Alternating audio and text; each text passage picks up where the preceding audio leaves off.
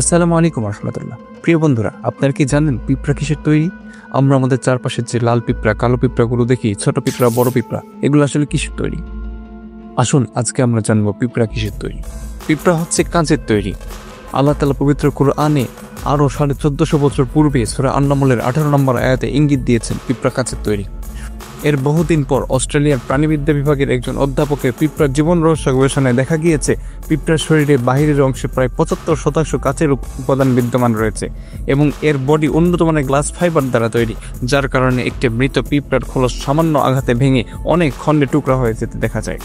অতঃপর সেই অধ্যাপক ইসলাম গ্রহণ করতে বিলম্ব করেননি, কারণ সেই অধ্যাপক এত গবেষণার পর যেটা কেবলমাত্র বের করলেন সেটা আরও 1450 বছর পূর্বে তার রব তার কোরআনের ভিতরে দিয়েছেন।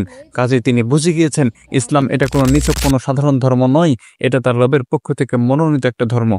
তাই তিনি এটি কবুল করতে কোনো বিলম্ব করেননি। সুবহানাল্লাহ।